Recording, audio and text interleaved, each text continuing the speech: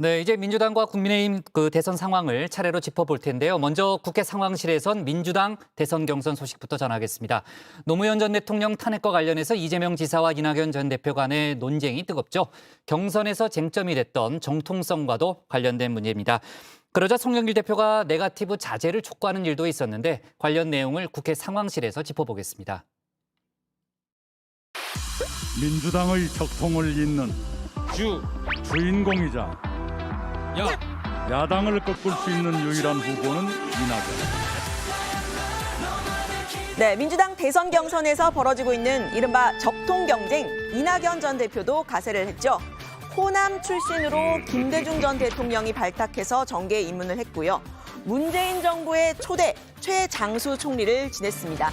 그런데 이 노무현 정부 때 행적에는 이렇게 물음표가 좀 붙었죠. 2004년 노무현 전 대통령 탄핵 표결 때 어떤 표를 던졌냐는 겁니다. 탄핵에 참여했는지 안 했는지 저도 모릅니다. 저도 모릅니다만 이 후보님께서 스크럼까지 짜가면서 탄핵 표결을 강행하려고 물리적 행동까지 나서서 하셨던 것 같은데 사진에 그렇게 나오더군요. 그런데 탄핵 표결에는 반대표 던졌다고 하니까 제가 납득이 좀 안 됩니다. 네, 이 납득이 안 된다던 이 지사, 오늘자 중앙일보 인터뷰에서는 내가 보기에는 찬성표를 던졌다 이렇게 직격을 했는데요. 이낙연 캠프 정무실장을 맡고 있는 윤영찬 의원이 기자 시절에 썼던 기사를 근거로 들었습니다. 기사를 보면요. 당시 추미애 전 장관과 이낙연 전 대표가 탄핵 찬성 쪽으로 선회했다라고 되어 있는데요. 김남국 의원은 세 장의 사진을 올리면서 이 전 대표에게 답변을 해달라고 했죠. 이 전 대표가 당시 한나라당 의원들과 함께 이 스크럼을 짠 사진, 그리고 한나라당 의원에게 항의하는 당시 열린우리당 송영길 의원을 이렇게 물끄러미 바라보는 사진 등입니다. 이 전 대표 측은 정치적 금도를 넘었다 이렇게 강하게 비판을 했죠.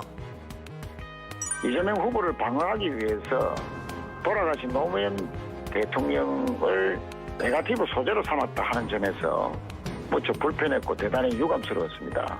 정치적 금도를 넘어선 것으로 매우 유감스럽다.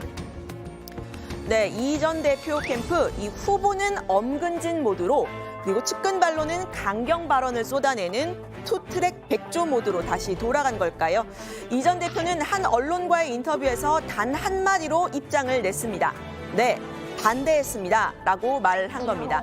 오늘은요, 더 드릴 말이 없다 이렇게 선을 그었는데요. 대신에 측근발로는 이재명 지사 역시 당시의 노무현 전 대통령을 여러 차례 저격했다고 했습니다. 최인호 상황본부장입니다. 이재명 후보는 노무현 전 대통령을 소환해 네거티브를 할 자격이 없습니다.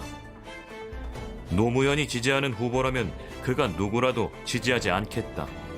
이재명 후보가 당시 정동영 전 의원을 지지하며 인터넷에 쓴 글입니다. 네, 17년 전 일을 놓고 난타전을 벌이는 이재명 대 이낙연. 그런데 이 논쟁이 건강하다고 평가한 사람도 있었는데요. 정세균 캠프의 대변인 전재수 의원입니다. 아마 이재명, 이낙연 이 두 분 입장은 굉장히 난처하고 힘들고 또 억울한 측면도 있고 뭐 화도 나고 아마 그럴 겁니다. 그러나 큰 틀에서 보자면 저는 건강한 경선이 펼쳐지고 있다고 보고 국민들의 관심과 참여를 이끌어낼 수 있는 그런 소재거리로 진행되고 있다. 네, 정세균 전 총리는 노무현 전 대통령 탄핵 당시에 표결을 막으려고 이렇게 의장석을 지켰다라면서 이 정통성을 다시 한번 강조를 했는데요. 제가 민주당으로 보면 정통성이 가장 있는 후보다. 김대중, 노무현, 문재인으로 연결되는 그 중심에 항상 서 있었다고 하는 점을 당원 동지들에게 강조하는 것이지. 네, 이 탄핵안 투표는 무기명 투표라서 이 찬반 여부를 확인하기가 어렵죠. 제가 관련 기사들을 봤는데 엇갈리는 부분들이 많았습니다. 정 전 총리는 객관적인 확인은 어렵지만 이 차선책이 있다라고 했는데요. 본인은 열린우리당 소속이었지만 이 전 대표와 추미애 전 장관은 새천년 민주당이었다면서 이 추 전 장관을 슬쩍 끌어들였습니다. 추 전 장관 탄핵 이후에 삼보 일배까지 하면서 사죄를 했었는데요. 정 전 총리의 입장에서는 이 정통성과 탄핵을 근거로 이재명, 이낙연, 이 추미애 세 사람을 동시에 공격하는 1타 3피를 한 셈입니다.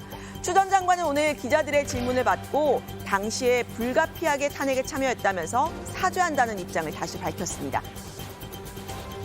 대통령의 탄핵에 대해서는 당에서 말리는 역할을 했었고 또 최고위원으로서 마지막에 불가피하게 탄핵 대회에 동참했던 것에 대해서는 사죄를 하고요. 그것을 제가 회피하거나 부정한 바도 없고요. 네, 최근에 추 전 장관의 저격수로 거듭나고 있는 사람이 있죠. 바로 김두관 의원인데요. 어제는 노무현 탄핵, 윤석열 산파, 김경수 사퇴를 이끌어낸 자살골 해트트릭이다 이렇게 공격을 했었죠. 이낙연 전 대표와 함께 추 전 장관은 이낙연 전 대표와 함께 노 전 대통령의 탄핵의 책임에서 자유로울 수 없다라면서 이 지사의 손을 들어줬습니다.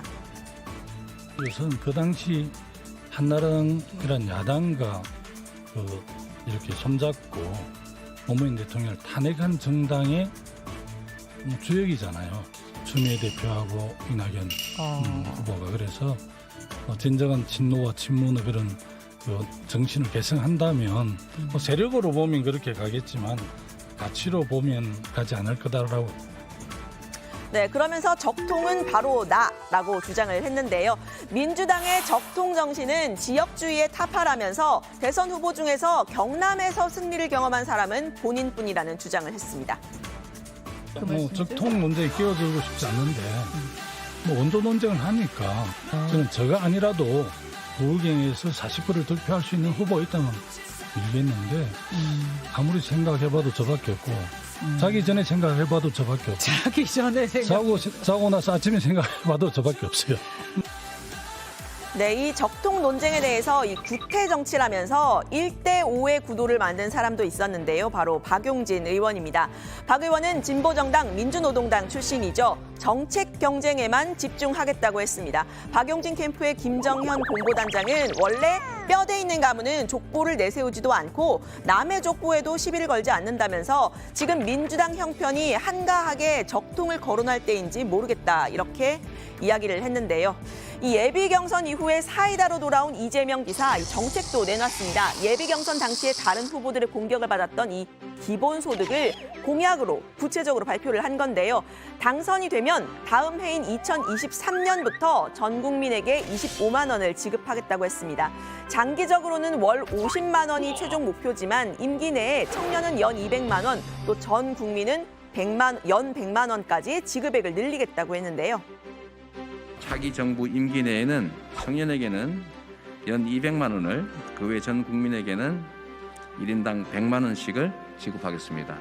임기 개시 다음 연도인 2023년부터 첫 해에는 예산 편성의 어려움을 고려해서 1인당 25만 원으로 가구당 100만 원으로 1회 지급하고 매년 또는 재정 상황을 고려해서 임기 내에 4회 이상으로 늘려나갈 것입니다. 네, 여권 주자들 즉각 입장을 내놨죠. 추미애 전 장관은 국민 모두에게 기회를 줄 수 있는 씨앗돈이 될 수 있다라고 칭찬을 했지만 다른 주자들은 기다렸다는 듯이 비판에 나섰습니다. 조세 정의에도 부합하지 않고요. 예, 사회적 양극화를 해소하는 데도 도움이 안 되고 예. 그 소비 진작을 통한 경제 활성화에도 도움이 안 되는 정책이라고 저는 봅니다. 그리고 검증이 아직 되지 않은 정책이에요. 예. 이쪽이 많이 쓰고 나면 이쪽이 쓸 돈이 없지 않습니까? 그래서 저는 그 200조 원을 써도 지방을 살리는 데 훨씬 더 우선적으로 써야 한다. 정책의 우선순위가 지방을 살리는 데 있다. 네, 다만 박용진 의원은 이 지사의 기본소득과 또 본인의 공약 국부펀드를 놓고 경제성장을 주제로 토론을 하자고 제안을 했습니다. 야권에서도 비판이 나왔는데요. 국민의힘 소속의 최재형 전 감사원장입니다.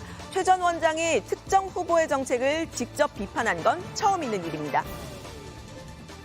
월 8만 원으로 국민의 삶이 나아질까요? 기본 소득이 아니라 전 국민 외식 수당이라고 부르는 것이 낫겠습니다. 물고기를 낚는 법을 알려주고 돕는 것이 정부의 일이지 물고기를 그냥 나눠주는 것은 옳다고 볼 수 없습니다. 그 물고기도 국민의 세금으로 마련한 것이라는 점에서 더 그렇습니다. 네, 기본소득에 대한 건 아니지만 또 다른 야권 후보도 이 지사의 비판에 가세를 했는데요. 홍준표 의원입니다.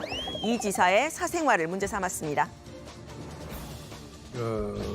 뭐 제가 이제 후보가 될지 여부는 잘 모르겠습니다만 여권은 저는 이낙연 후보라고 그렇게 봅니다. 이재명 후보가 경기지사까지는 어떨지는 모르나 대통령 되기에는 인생을 너무 막 살았어요. 네, 적통 논란에서 노무현 탄핵 논쟁으로 번지면서 이 후보 간의 신경전이 격화되는 것 같죠. 내년에 처음으로 대선에서 투표권을 갖는 만 19세 이상 2004년 3월 10일 이후에 태어난 사람들인데요. 노무현 전 대통령 탄핵 2004년 3월 12일에 있었죠. 태어난 해에 있었던 일입니다. 민주당이 얼마 전까지 앞다투어 표심 잡기에 나섰던 2030 세대, 이 논쟁을 보면서 어떤 생각을 할지 궁금해지긴 합니다. 기본소득 관련 소식도 들어가서 더 이야기를 해보도록 하고요. 오늘 발제는 이렇게 정리합니다. 이재명 대 이낙연, 과거로 돌아간 탄핵, 적통 논쟁.